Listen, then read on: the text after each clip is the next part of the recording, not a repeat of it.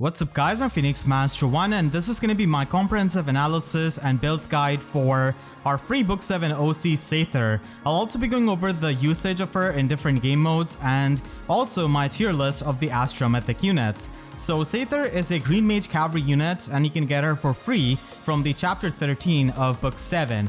So Seidr does have pretty high attack stat at base 43 and also has a super boon, and she comes with her weapon which is also named after her, and this gives her -1 special cooldown, and she's able to provide follow-up negation status to herself and the allies within 2 spaces.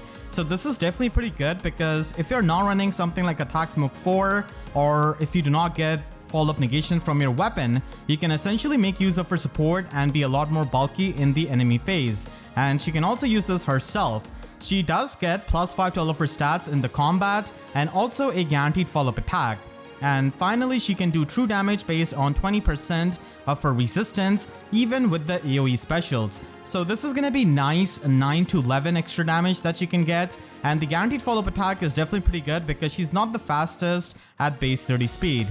Her physical bulk is not really all that high, but her magical bulk is definitely pretty nice with base 40 resistance, and she does have Iceberg and Still Water, and also comes with a Chill Attack Resistance 3 which can debuff multiple foes at the same time. And the high base resistance is definitely going to be helpful with her exclusive Slotsy skill Future Focused. So this allows her to end the action of closest foes in the cardinal direction, and this can even be multiple foes at the same time if they have the same distance. So this is going to be really good, but it does have some conditions which are to be kept in mind. So this is only going to be working on the odd number turns, and she is going to be having a visible resistance check, and the check is going to be more lenient the closer you are. So if you're very far away, then you need to have a lot more resistance than the foe to get this effect on them. But if you're very close to them, then it's going to be rather easy for her to get this effect on most units because her resistance is pretty high. So it does take the distance between Seidr and her foe multiplied by 3, and for example, if the foe is like 6 space away in something like Aether Raids, then you're going to be needing 18 extra resistance than the foe, and if you're just 1 space away, then 3 resistance is all you need. So this is going to be a really insane skill because ending an action of a foe is really good. Like, this is a turn-based game, and if you end the action of the opponent, that's definitely really solid. So this is going to be helping you in Aether Raids and also in Summoner Duels and pretty much any kind of game mode. Now it's worth keeping in mind, you don't really end their turn, you just end their action, which means that it's similar to the 7-slot unit in Aether Raids, which means that they can just be danced if they have a dancer in their close proximity. So you definitely have to keep that in mind. Future Focus is pretty much the reason why Seidr is such a good unit because she does something that no other unit can, and she's going to be functioning really well in different game modes. So let's take a quick look at how she can function in different game modes. So being an Astra Mythic unit who can boost up your attack, same as Regan, and also open up the 6th slot, she's going to be a really good unit to be used in Aether Raids offense, and she's going to be a monster in Aether Raids offense. You know, she is very flexible and can be used in any kind of team, like Gale Force team, tanking teams, anything like that. And Gale Force teams are in particular going to be using her to lock down the opponents in their place, which is really good because it means that even though she cannot Gale Force herself, she can actually end the action of the opponents and can even end the action of like 2 opponents. So that is really helpful. And she is going to be extremely helpful, not only because of her mobility, but also the fact that she can end the action of the opponent. So if you have like 1 opponent left, you can easily use her to shut down their movement and essentially use Seidr to get to the pots with her excellent mobility of a Cavalier. And you can also use her in Summoner Duels. So I have faced her a bit in Summoner Duels, and she is going to be useful in messing up the openers of the opponent. Now this is quite map dependent. If you're like diagonally starting, then it's going to be pretty hard for Seidr to get that thing done on turn 1. But in the maps where you're going to be having a target straight up ahead of Seidr, you can definitely use that to shut down the enemies. And she's also going to be really useful to give the follow-up negation support to your allies. So even if they are not running like full null follow-up, they can still get the follow-up negation and become a much better frontliner. But of course, that is going to be susceptible to faster null follow-up opponents.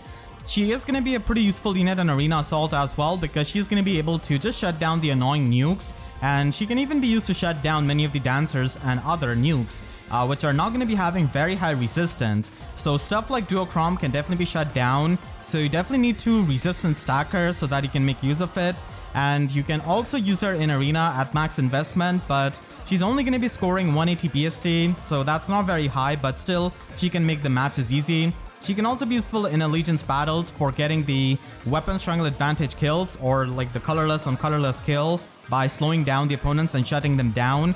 And some of the maps, especially with like 3 houses units, are very annoying, so there she is going to be useful. And then finally, she is going to be having the value in Mjolnir Strike as well, if you are going to be merging her. So there she's going to be helping you with the scoring. And the game mode is already pretty easy, but she can still stop the opponents from reaching the gateways and destroying them. So overall, Seidr is going to be such a good unit in pretty much any kind of game mode that you can use her in. I'm also going to be using her in my free-to-play guides. As you guys saw, I did use her in my Abyssal Shez free-to-play guide, and she's just incredible there as well. So if you are going to be following my free-to-play guides, then definitely keep her the neutral IV, and also without any kind of dragon flowers or merges, as the neutral copy is something I'm going to be using a lot, and she's just really fun to use. So if you want to use her on a budget, then you can just give her Phantom Resistance Sacred Seal, which is going to be the best Sacred Seal that you can run on her, because she does have a resistance check with Future Focused. So even though it's only going to be active on the odd turns, it is going to be pretty important to win the resistance check and shut down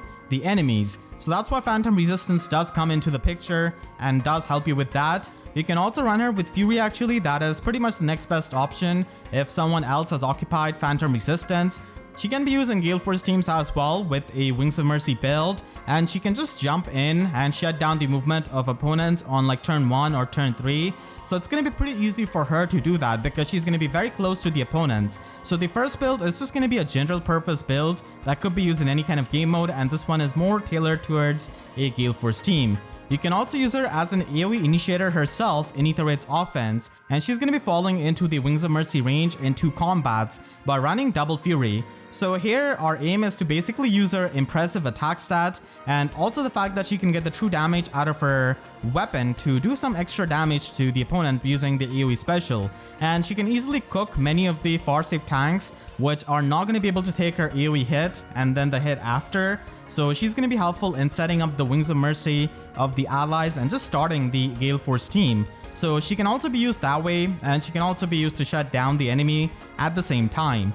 She is going to be useful in Summoner Duels as well, like I mentioned before. And if you want to optimize a bit more for Summoner Duels, then Ruptured Sky is going to be helpful to do more damage to the Dragon and Beast far safe tanks like Mufasa, Duoduma and stuff like that. And you can also use Phantom Resistance to make sure that you hit the opponent all the way across the map. And the Fortress skill is going to be helpful because many times on many of the maps, the opponents are going to be far away from each other when they're starting the map. So you're not going to be able to get the debuff, and Fortress is basically going to be helping you get the Canto and get into the zone in turn 1 itself. So it's pretty good for the opening and for setting up. And you can also use her in Summoner Duels with an AoE nuke build. So she's going to be pretty scary if you use her with like Duochrome or Precharge or Special using Valuria, just like you could do that with the Aether Raids offense build. But here, whenever Secret Maneuver is going to be a thing, she's going to be able to easily charge that up and be really powerful as a nuke, and also definitely delete many of the far safe tanks. You can also use her in Arena at max investment with G-Dual Cavalry 4. So that is going to be needed if you want to reach max scoring with her. And she can just use Fury 3 there to get extra stats, and even though it's not the highest scoring Sacred Seal, it is fine because we do have 300 SP passives, so the max scoring that she can get is 180 BST, which is not the highest, but if you do plus and merge her, then she could be used with other legendary units and basically make the benefit out of their legendary blessings if the Astra season is also overlapping with those seasons. Now let's move on to the Astra Mythic tier list. So this tier list is from my experience of being in Vault of Heaven and tier 39 and also in top 3k all the time, and their viability is going to be dependent on how they function in the Astra season and also in the Chaos season in Aether Raids offense, because they are mainly a mythic unit, and how well they do against the common anima mythics like Arvel for example. And Summoner Duels viability and Arena viability is also considered, but it's not the top priority.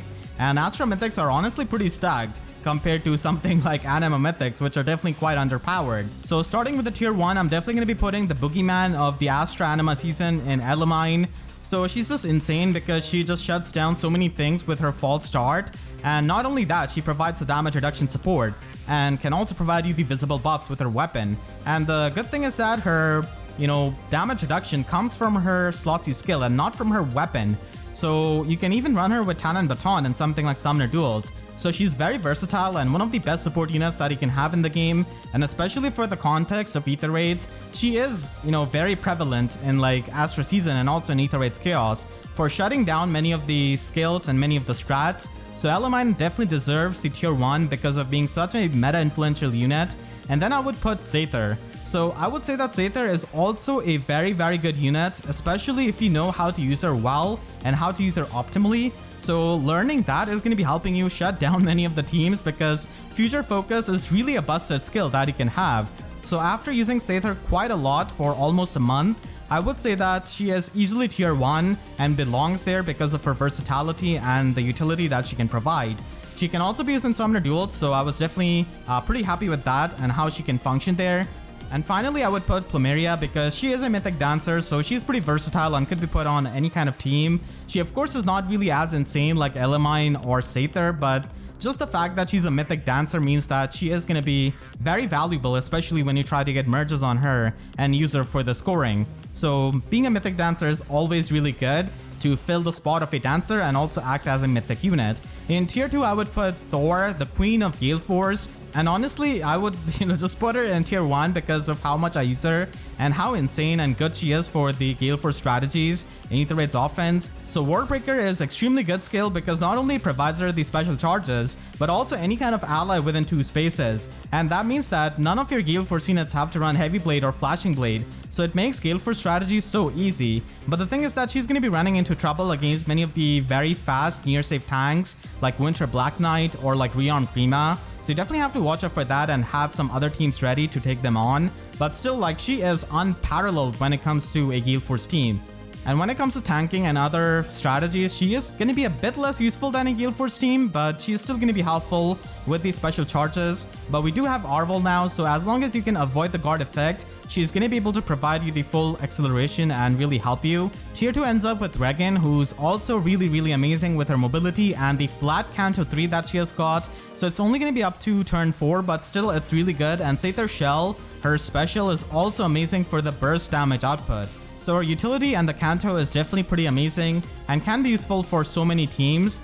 So the tier 1 and tier 2 units are absolutely the best Astra Mythics that you could invest into, and they're going to be the optimal ones for so many strategies. They're just all very solid. In tier 3, I do have Naga and Ashera, and they can help you with their buffs. So effective damage against dragons is definitely going to be helpful against a lot of the dragon units that we have seen, especially recently. And she can also provide the attack and speed support now after the remix. So that is pretty good, but unfortunately to get the dragon effective damage, you have to be adjacent to her, while the attack and speed support and also the auto follow-up is going to be provided within 2 spaces. So I would say that Naga has definitely improved quite a bit when it comes to her support, and Ashera has definitely fallen off a bit because Null Panic is not as, necessary as before, I would say. And there are just so many other better Astra Mythics to be used, especially like Elamine when it comes to a tanking team. But still, Ashera can function much better than Naga when it comes to cleaning up the units because of her proxy Blade Tome and the power that she has got. So she can definitely hit pretty hard and also, get to the pots and also provide the Null Panic support. But these units are not going to be as good as the units above them. And finally, in tier 4, we have got Altina. So unfortunately, she's going to be finding herself here because she's a pure combat mythic, and that can be helpful in her bonus season in like Aether Raids offense, Astra season, or even in Aether Raids Chaos, where doing Vantage strategies is a lot easier. But still, she is going to be needing her remix and refine, which she's going to be getting in January. So I hope that her position can change and she can get a really stacked remix and refine, which can make her much better as an Astra Mythic. So let me know in the comments what you think about my Astra tier list and if you agree or disagree with it. And make sure to share this video with your friends if they're trying to use Seidr or just trying to get into the game and want to see how Seidr can be used. And if you enjoyed, then make sure to leave a like and a comment, helps you tremendously. And if you really enjoyed, you can always support me directly by using super thanks down below or by becoming a YouTube member as well. And for more FEH videos, make sure to subscribe and hit the notification bell because YouTube sub boxes are about as functional as the action of the foe that Seidr shuts down. So with that, I'll see you guys next time. Thank you so much for watching and have a great day.